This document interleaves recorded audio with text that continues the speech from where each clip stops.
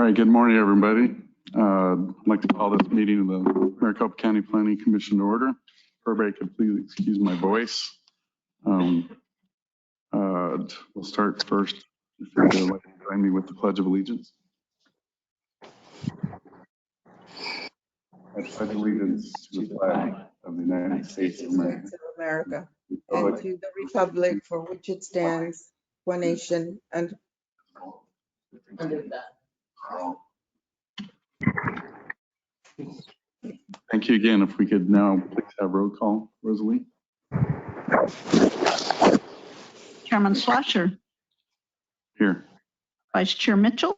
Here. Commissioner Arnett. Commissioner Dan Zeisen. Here. Commissioner Hernandez. Here. Commissioner Lawrence. Here. Commissioner Lindblom. Here. Commissioner McGee. Here. Commissioner Montoya. Here. Commissioner Swart. Here. Chairman, we have a quorum. Okay, thank you. Now for the chairman's announcements. Excuse me. This meeting has been noticed in accordance with Open Meeting Law ARS 38-431. Agendas are available within 24 hours of each meeting in the Maricopa County Planning and Development Office, and are also available on the Planning and Development website 1 week prior to having a hearing at www.maricopa.gov/planning. The staff reports prepared for each agenda item shall become part of the permanent record for each case. With respect to the hearing process, cases will be considered in the order they appear on the agenda unless otherwise agreed to by the commission. For each case, the applicant will be given a set amount of time to present. Anyone wishing to speak on a particular case should fill out a speaker card for in-person attendance or raise your hand and go in the go-to webinar. The amount of time allowed for speaking shall be at the discretion of the commission chair.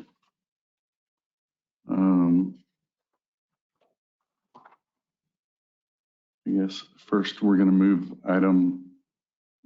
regular agenda item number 4 to the beginning for continuance. Darren? Yes, Mr. Chairman, Commissioners, Z 2019-024 in District 5, known as Casares event venue. The property owner's legal counsel had requested a continuance.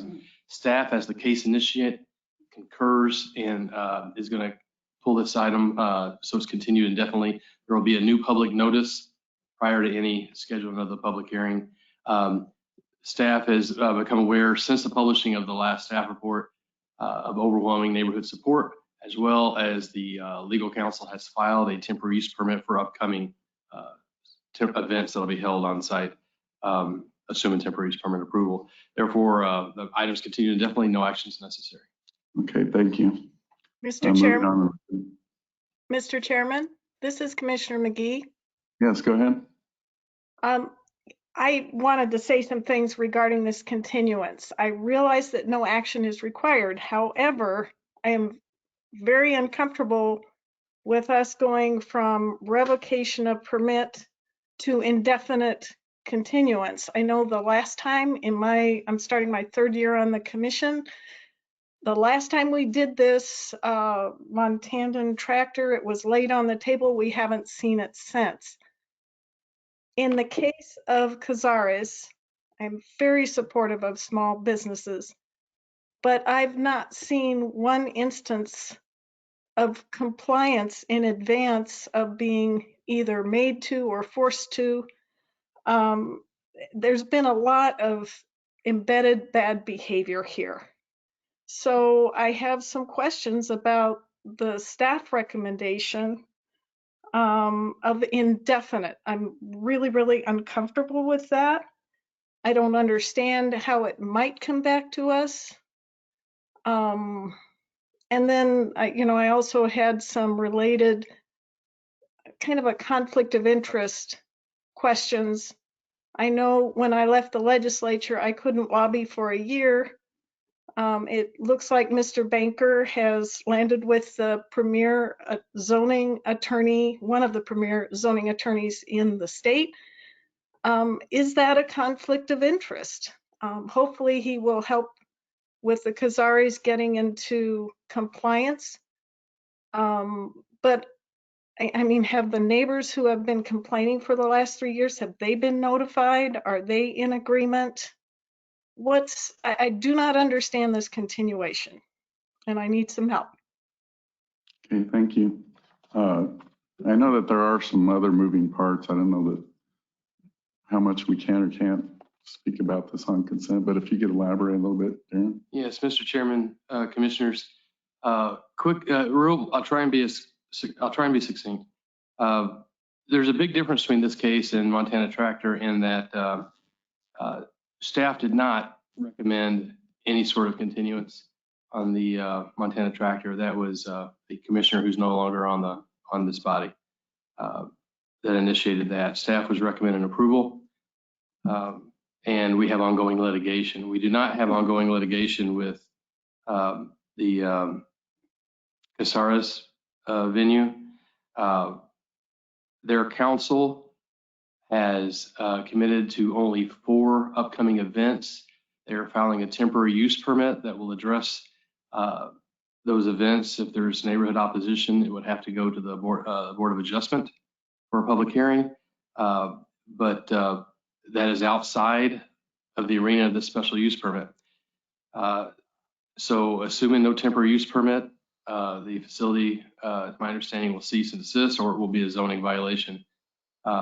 The matter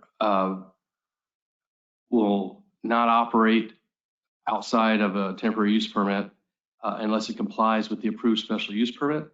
But the applicant's the property owner's legal counsel is applying for an amendment to the special use permit. They believe there will be conditions that are more suitable to what is proposed. You'll remember this property owner was not represented by council when they originally got the special use permit approved, and allegedly, and they can speak to that if necessary, did not quite understand the limitations that were going to be on them. There is neighborhood opposition, but there is significantly more neighborhood support that has come in after the printing of the report. And I hope that answers that question. Thank you, Darren.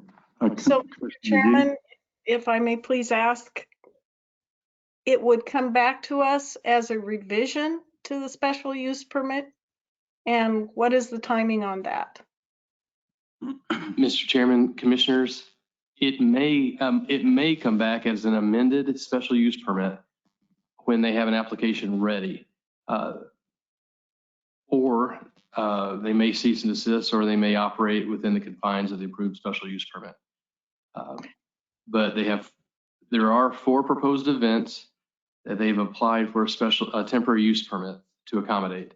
And then they will cease and desist the activity until they either are able to comply with the approved special use permit or obtain an amended special use permit. And there is no timeline on that, but the applicants, the property owners council is here and can answer those questions. Okay. Commissioner McGee? Respectfully, I would like to hear the answers because there has been no compliance. That's my problem. I've read both the first recommendation to revoke, which happened a couple of months ago, and now I've read this, and I've read the packet extensively, and I'm not seeing evidence of compliance. I'm glad they hired counsel. I hope counsel can guide them. But I have no assurances as a commissioner to let this go. I'd also, if any District 5 commissioner would like to weigh in, I'd really appreciate it. I understand this consent, but I cannot let this go with what I'm reading in these packets. This is Commissioner Montoya, and I represent District 5. Okay. I have similar concerns because it seems strange to me that we sort of go from revocation of the license or of the permitting to now indeterminate continuation. And I'm not sure how we got from point A to point B. Okay, thank you. I'd like to add to that as well, and I understand your concern, Commissioner McGee.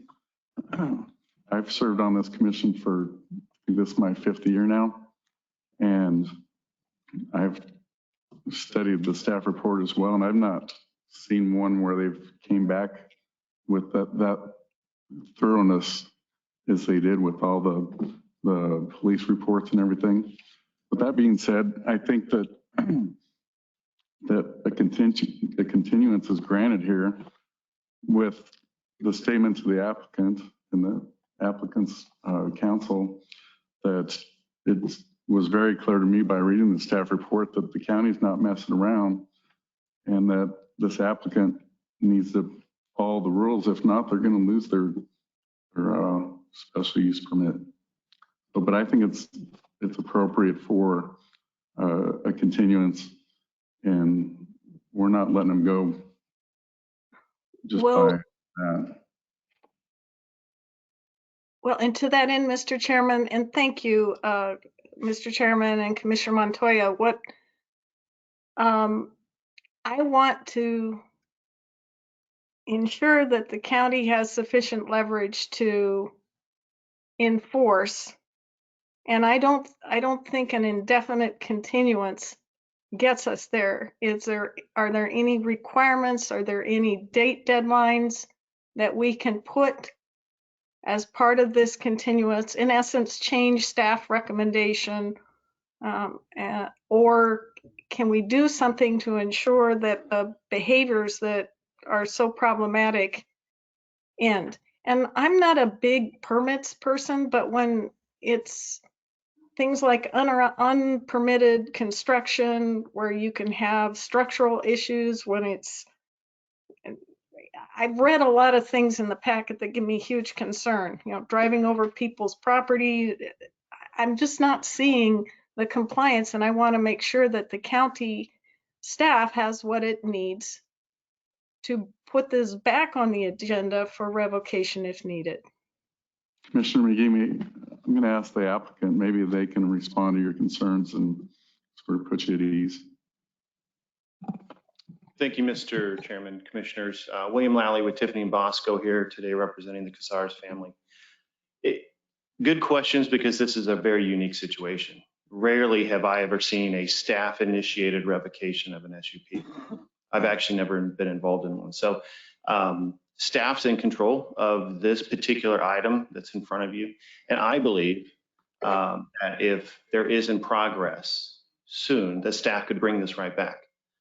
It is an indefinite continuance, so it leaves the gates wide open for bringing the case back at any point in time. If staff working with our team doesn't feel like that we are working towards compliance, they're in charge of their own application. They can bring it back. If we said, give us 3 months or 6 months, then that's the date that we would be coming back, not any time earlier. So let's say we said today, give us 6 months, because there is a lot of complication where we have to then go back in and potentially modify the SUP. I think the SUP probably wasn't well thought out a few years ago when they went through the process in terms of the operational nature of the property, some of the access and parking issues compared to, frankly, what is the existing condition out there. And so we're going to have to work through all of the conditions, the site plan. That's going to take a little time. So if we said today, give us 6 months, and let's say we don't do anything in the next 3 months and the county feels like we're not making any progress, we wouldn't be back in front of you until 6 months. So this way the county can bring us back in front of you because it is their application. But I will tell you, the temporary use permit that is in the queue under review by Maricopa County will be another public hearing process to evaluate the current use and the business that's operating today. That will come before either staff and or the Board of Adjustment much, much quicker than a revised SUP. So the plan is temporary use permit in right now to be reviewed and or negotiated and or approved for the interim uses, but at the same time giving us flexibility to work on the SUP amendments with this case being able to be brought back at any point in time based on staff. So this isn't an applicant-driven application, which is completely what most of the time you guys see is an applicant-driven application where the applicant can say, hey, I'm going to continue it, or I'm not going to continue it, or I'm going to continue it indefinite. This is a staff-initiated, so they have the right to bring it back when they want. So to that end, Mr. Chairman, Mr. Lawley, thank you. What is the public notification process in the area to local residents who either support this or oppose this initiative? How does that work? It sounds like it's going beyond our purview to the Board of Adjustment. Mr. Chairman, Member McGee, the good thing about an indefinite continuance is that it puts the public notice requirement back on the applicant. In this case, it's the county. If we said 60 days from now, there wouldn't be any additional public notice, because today would be the continuance and that would be the public notice. Because it's indefinite, it requires an entire new public notice, which requires letters, a modified sign, or postcards from the county. And Darren, if I got that wrong, please clarify. But I believe an indefinite gives the requirement or puts the burden to the applicant, which is the county, for all new public notice. Mr. Chairman, Darren? that is correct. Okay, thank you. Commissioner McGee? I don't like the word indefinite. I understand that there are positives to it. Would there be the possibility of a report out by staff on the current status in 60 days, 90 days? Mr. As an Chairman, item of information on the agenda? Mr. Chairman, if the commission wishes to make a motion for a continuance to a date specific, you can do that. This is staff initiated. We're comfortable with an indefinite continuance, and that's why we've put that forward. But if the commission is comfortable with 6 months, well, then please make a motion. I don't believe it will come back to you sooner than several months down the road. And Mr. Chairman and Darren, thank you very much. I'm hearing Mr. Lawley say that indefinite actually gives the county more authority to intervene. So that's, I'm not trying for a date certain. I'm asking for a no action report out on progress. I Mr. wish I Chairman. had done that with my Manton tractor. Yes, Mr. Okay. Chairman, Commissioners, to be clear, the reason the staff has changed from recommending this be revoked to putting forward an indefinite continuance is because we have a temporary use permit that has been submitted for 4 events only. The facility is going to cease and desist outside of those 4 events, and they're not going to operate until they are either operating in concert with the approved special use permit and those governing conditions, or they've come in filed an application to amend that special use permit, and that will come back before you as a new application with a new case number and new public notice.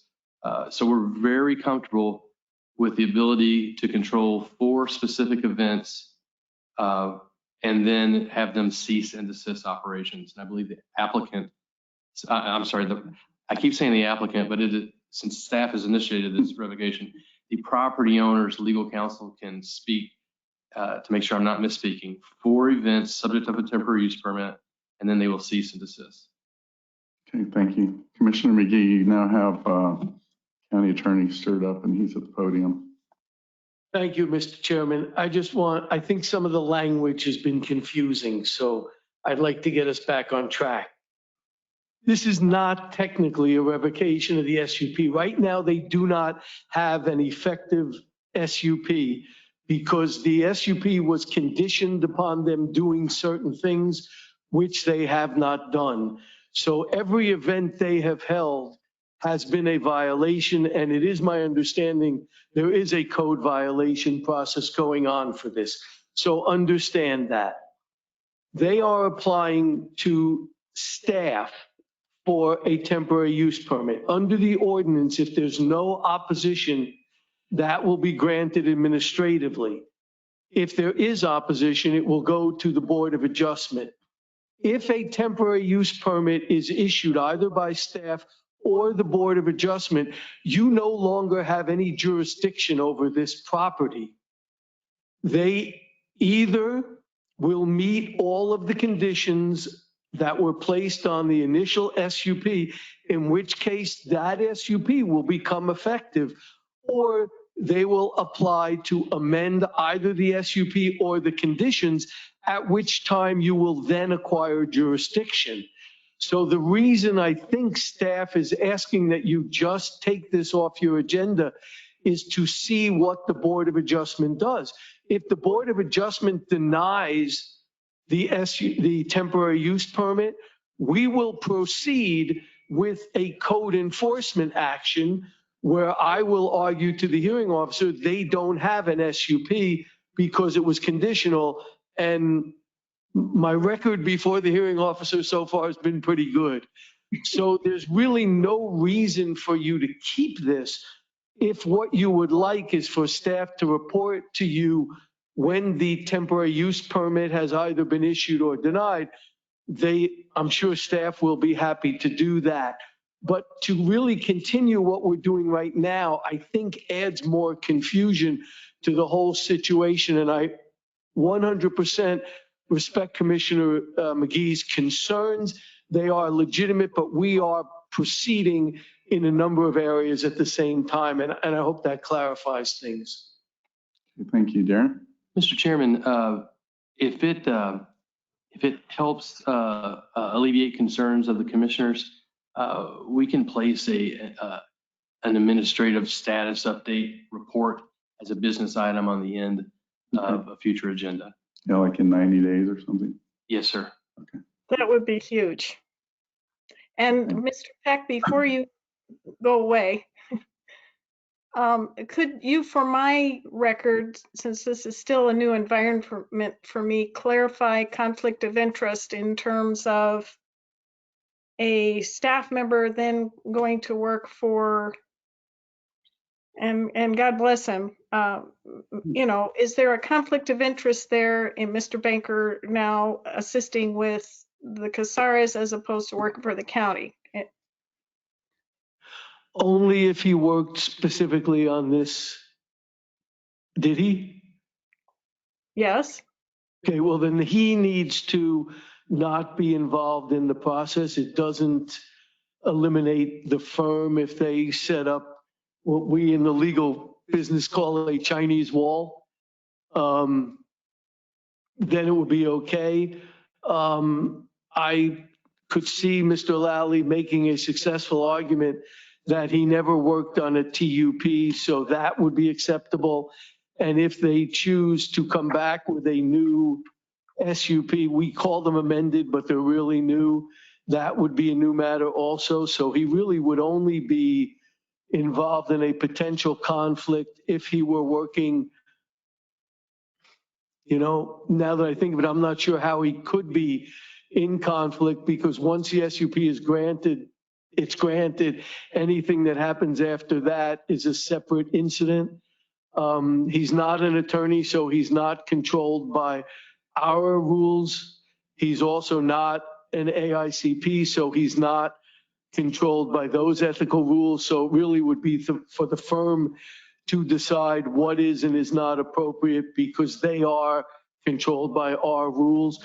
But I don't think it's a blanket prohibition from him working with the property owner to try and find a way to come into compliance. If he were to appear here as a witness, I might have a different point of view. That was a very long answer of saying it's gray. Okay, well, I know that the last page of our current packet references, that's how I found out that Mr. Banker was working for, not working for us anymore. He writes about our client has been trying to limit the amount of events coming up from our discussions. They will only have 4 events in the next 2 months, et cetera, et cetera. So, I mean, obviously, Mr. Banker understands the requirements exactly that the client needs to do. Hopefully, he can bring them into compliance. But when even the legislature, I say with some sarcasm, puts limits on what we can do on the other side of the aisle after having completed our service, that's where the question came from. But this is a TUP, which is a totally separate process. Okay, And just one thing, if I may, if the board wants to know what's going on with Montana, we would need to schedule that for an executive session Okay. because we are involved in litigation on that.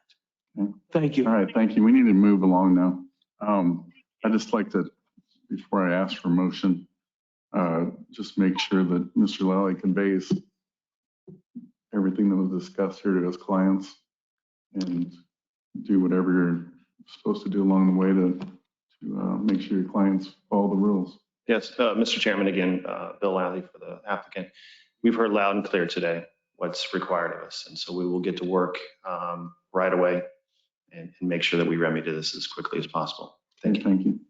Well, I'm comfortable with the applicant, who's the county staff's recommendation for definite continuance, and satisfied with county and staff's explanation of this, as well as with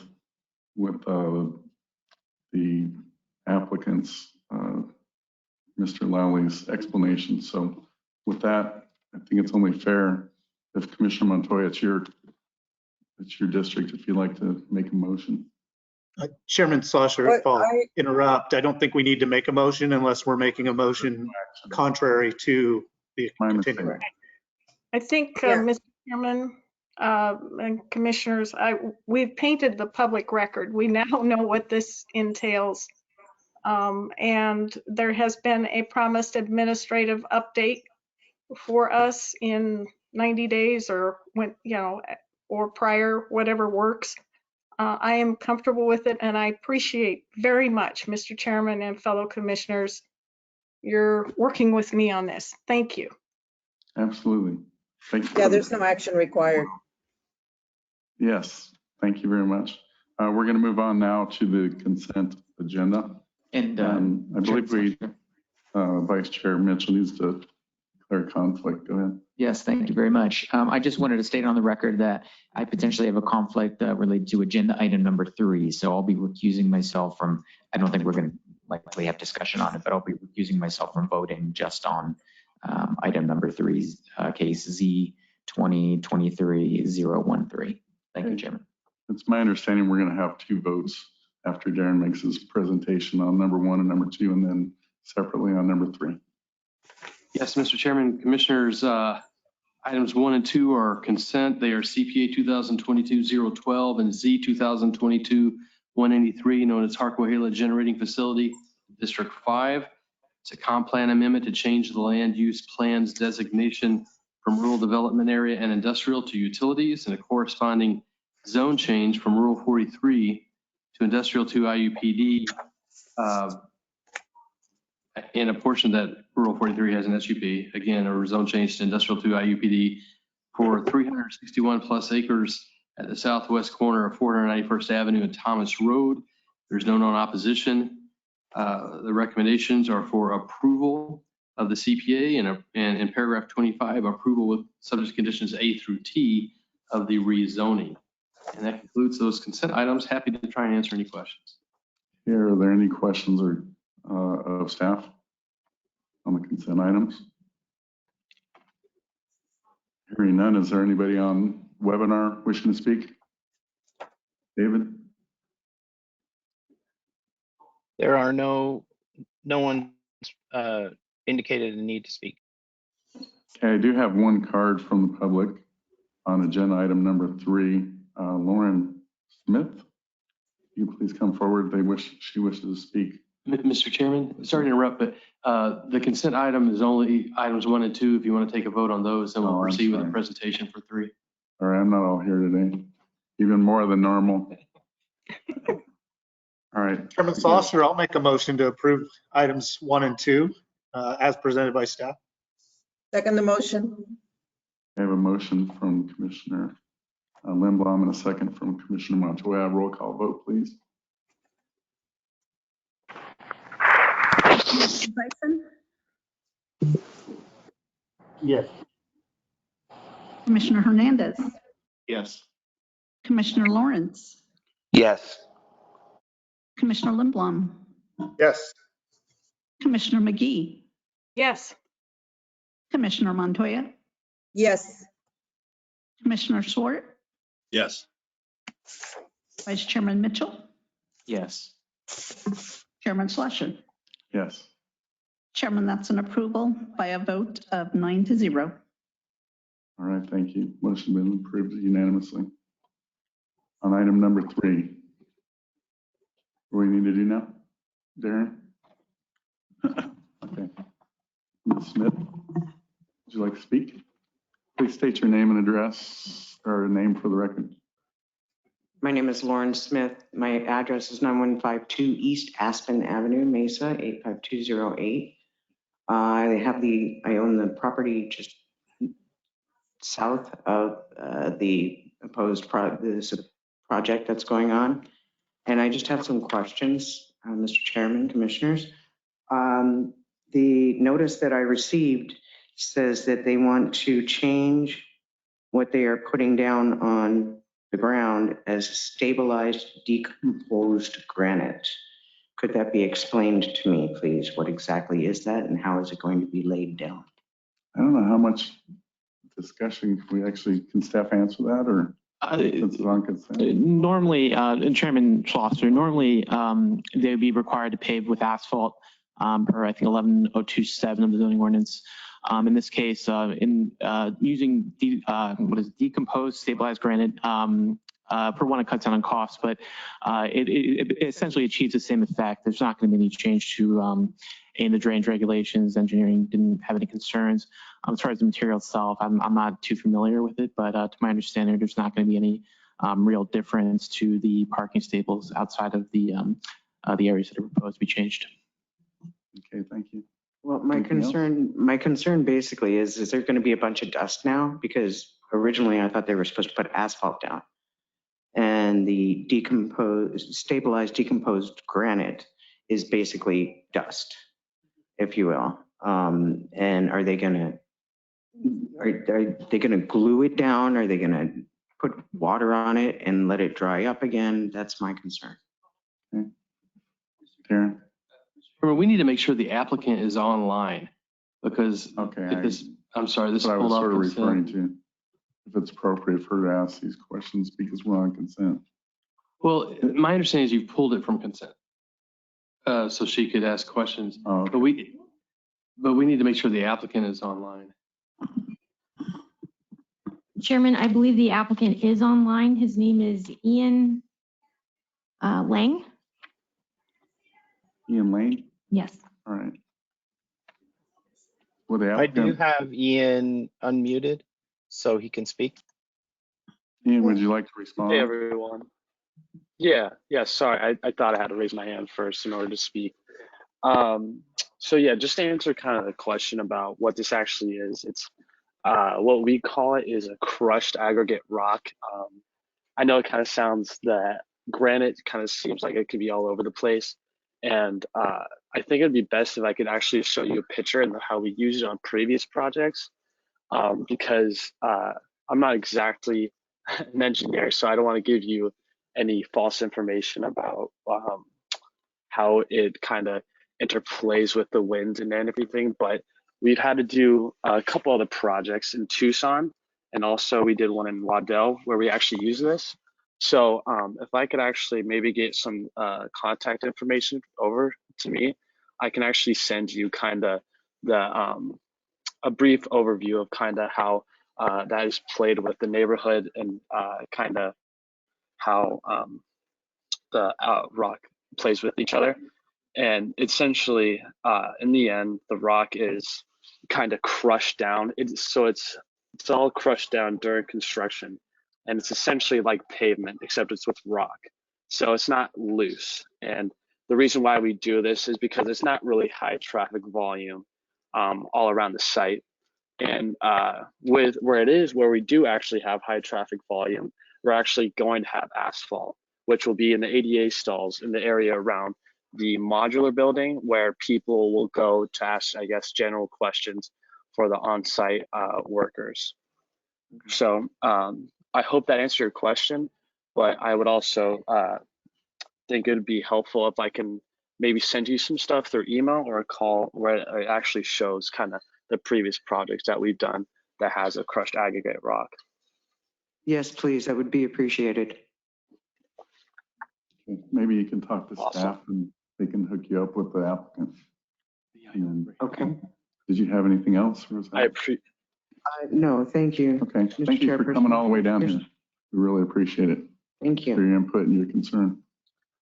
Okay, anything else of staff from the commission? So, Mr. Chairman, sorry, this is Commissioner McGee, very quickly. Yes. This is originally approved as all asphalt. When we first approved the project, did we have the designs and the drawings? I'm trying to figure out why. I understand, because I think it's less expensive. And there is less traffic in certain areas, but I am trying to figure out a little bit more about the change or the modification. Mr. Chairman, there was a previous approval, but this is an expanded area. I'll defer to the applicant, but there will be dust control measures as part of the construction approval, and I just had a senior moment. Won't be your last. Yeah. I think that answers my question. It's an expanded area. Yes, Commissioner. As the project Chairman. is coming together. Yes. This is outside the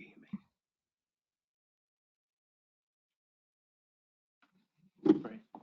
This will have to meet county air quality regulations. It's outside the active management area, but it will have to meet air quality for dust control due to the size of the project.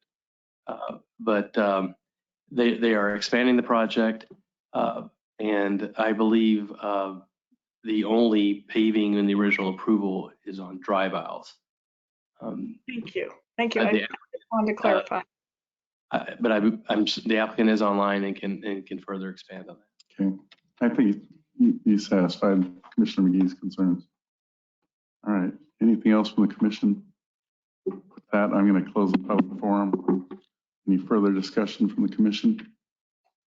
Hearing none, could I have a motion, please? On item number 3. Bueller? I'll make a motion to approve case number Z 2023-013 as presented by staff. Okay, I have a motion to approve from Commissioner Lindblom. Do I have a second? I'll second.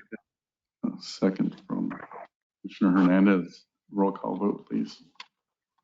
Commissioner Dan Zeisen? Yes. Commissioner Hernandez? Yes. Commissioner Lawrence? Yes. Commissioner Lindblom? Yes. Commissioner McGee?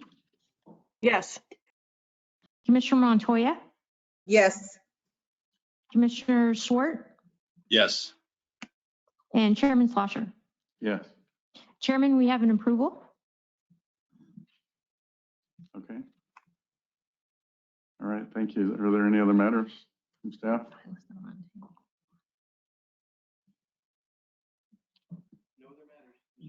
Okay, no other matters. With that, meeting is adjourned. Thank you all very much. Apologize for the voice again. Thank you. Thank you.